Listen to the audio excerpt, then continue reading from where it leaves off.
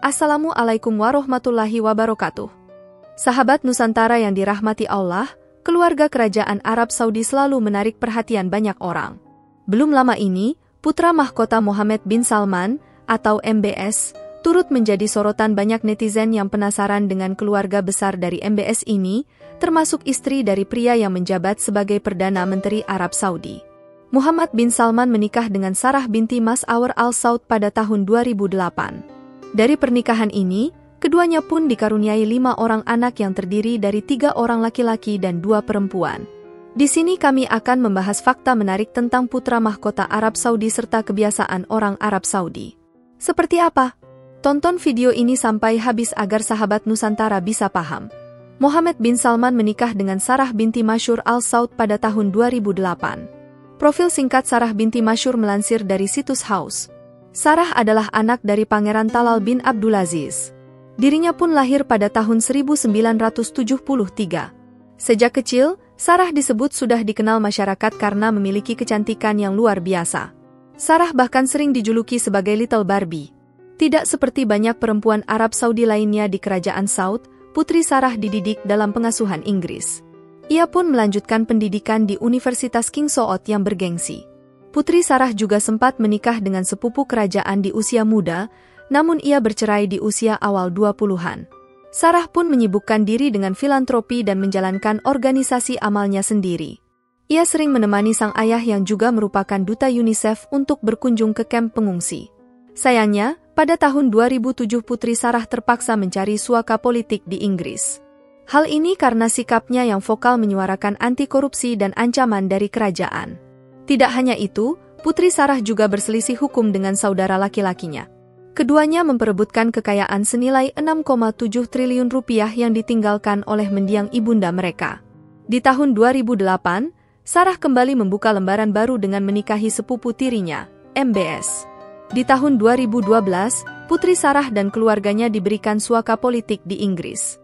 Hal ini menjadikannya anggota senior pertama keluarga penguasa Arab Saudi yang mendapatkan hal itu. Putri Sarah kini tinggal di Inggris sejak tahun 2007 dan jarang tampil di publik. Sarah jarang terlihat di publik bersama MBS. Hal ini sendiri disebabkan karena sang putra mahkota yang tidak ingin keluarganya mendapatkan paparan dari publik yang luas. Saya memiliki seorang istri dan 4 anak, dan mereka sangat berhati-hati agar kehidupan normal mereka tidak terpengaruh oleh posisi saya saat ini, ungkap Mohammed bin Salman pada tahun 2018 lalu dalam konferensi pers di Istana Élysée, Perancis, bersama Presiden Emmanuel Macron. Saya ingin anak-anak saya menjalani kehidupan yang sangat normal, jauh dari sorotan dan jauh dari perhatian politik. Saya ingin mereka hidup normal, dan istri saya juga menginginkan ini dan saya menghormatinya untuk istri dan anak-anak saya, katanya. Menjadi istri dari putra mahkota Saudi pasti membuat kita sedikit ingin tahu harta kekayaan dari putri Sarah. Kekayaan bersih putri Sarah masih menjadi spekulasi. Namun, penting untuk dicatat bahwa MBS dan lingkaran dekat keluarganya menjaga kekayaan pribadi mereka baik secara pribadi maupun tersembunyi. Kekayaan bersih putri Sarah belum diungkapkan dan sebagian besar hidupnya dirahasiakan. Namun, beberapa portal online meyakini kekayaan bersihnya diperkirakan mencapai 400 juta atau sekitar 6,5 triliun pada tahun 2023. Nah, itu dia profil singkat tentang istri dari Pangeran MBS. Selanjutnya, gaya hidup di Arab Saudi sangat berbeda dari Indonesia. Di Indonesia ada norma dan aturan yang menjadi batasan pergaulan dan gaya hidup masyarakatnya, sehingga hal ini membuatnya merasa terkejut akan budaya dan kebiasaan orang Arab Saudi akhir-akhir ini. Gegar budaya, atau yang populer dengan istilah culture shock, menjadi buah bibir bagi mereka yang baru saja menjalankan ibadah haji maupun umroh. Culture shock sendiri adalah perasaan di mana seseorang merasa tertekan serta terkejut ketika berhadapan dengan lingkungan dan budaya baru, disebabkan oleh kecemasan yang ditandai dengan hilangnya semua simbol hubungan sosial yang dikenal oleh masyarakat. Perilaku tersebut terlihat dari cara manusia dalam mengorientasikan diri pada kehidupan sehari-hari masa kini. Isyarat seperti kata-kata, gerak tubuh, ekspresi wajah, kebiasaan, dan norma yang telah diajarkan kepada kita sejak sekolah dasar merupakan bagian dari budaya masyarakat. Mereka yang telah menjalankan ibadah umroh dan haji biasanya mengalami culture shock mengenai budaya dan kebiasaan di tanah Arab. Beberapa pengalaman dan fenomena yang mengejutkan mereka di antaranya adalah wanita yang sholat tanpa mengenakan mukena. Pengalaman gegar budaya atau culture shock yang satu ini banyak dialami oleh orang Indonesia saat melihat wanita di Arab yang tidak mengenakan mukena saat menunaikan ibadah salat. Berbeda dengan wanita Indonesia yang selalu menggunakan satu set mukena saat salat, wanita Arab hanya mengenakan pakaian yang biasanya mereka pakai dalam kegiatan sehari-hari yang berupa pakaian tertutup seperti gamis dan jilbab yang berwarna gelap. Tidak ada kotak amal di masjid. Masjid maupun mushola di Indonesia umumnya menyediakan kotak amal di sudut-sudut maupun pada pintu masuknya. Namun, hal ini berbanding terbalik dengan masjid yang ada di kota Mekah dan Madinah. Kita tidak akan menemukan satupun masjid yang menyediakan kotak amal. Banyak jamaah yang berasal dari Indonesia kebingungan atas tidak adanya kotak amal ataupun kotak infak. Bukan tanpa alasan, infak sudah menjadi kebiasaan orang Indonesia saat menunaikan ibadah di masjid maupun mushola. Lantai Masjidil Haram yang dingin. Orang Indonesia juga kerap dikagetkan dengan lantai Masjidil Haram yang tidak panas walaupun tidak beratap. Banyak dari jamaah yang sudah menyiapkan diri karena melihat kondisi lantai yang luas dan langsung terpapar teriknya sinar matahari. Terlebih lagi, paparan sinar matahari di negeri Arab yang jauh lebih menyengat daripada paparan sinar matahari di Indonesia membuat orang-orang memiliki persepsi bahwa lantai masjid tanpa atap tersebut akan menyengat begitu mereka menginjakkan kaki mereka. Sebagian orang mengira bahwa terdapat AC di bawah lantai yang membuatnya tetap sejuk. Namun, informasi itu salah. Presidensi Umum Urusan Dua Masjid Suci mengatakan bahwa alasan utama lantai Masjidil Haram tetap sejuk adalah karena menggunakan bahan marmer khusus yang berjenis tasos. Di Arab Saudi, kuburan tidak diberikan kijing dan hanya menggunakan batu nisan sederhana. Di Indonesia, lazimnya pemakaman memiliki kijing yang beragam. Kijing sendiri adalah bangunan di atas makam. Rupanya beragam, mulai dari yang mewah hingga yang sederhana. Ada yang mirip batu berundak, bahkan ada juga yang menyerupai rumah kecil di atas makam. Namun, hal ini tidak dapat ditemukan di Arab. Makam di sana hanyalah makam biasa yang ditandai dengan sebuah batu kecil dan sederhana sebagai nisannya. Ada kebiasaan yang berbeda, memegang kepala orang lain di Arab Saudi adalah hal yang biasa, tetapi kebalikannya bagi orang Indonesia dianggap kurang adab.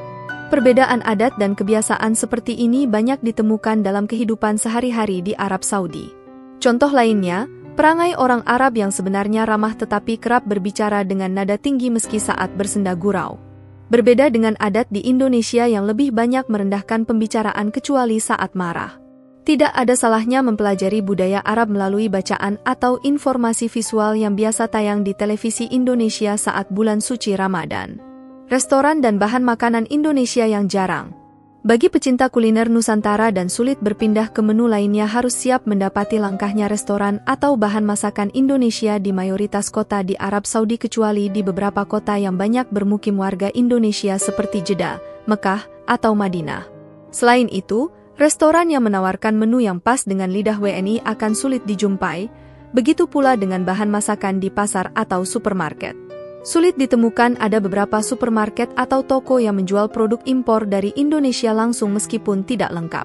Sebagai gantinya, harus siap menyesuaikan dengan produk dari negara lain yang paling mendekati seperti Filipina atau India. Warga Indonesia jarang tampak di tempat umum. Warga Arab Saudi lebih akrab memanggil fisik seperti warga Indonesia dengan nama kabayan atau sapaan lain khas Filipina. Ini karena orang Arab lebih akrab dengan warga asal Filipina daripada Indonesia karena kedekatan fisik. Maka, WNI pun akan dianggap sebagai Filipino.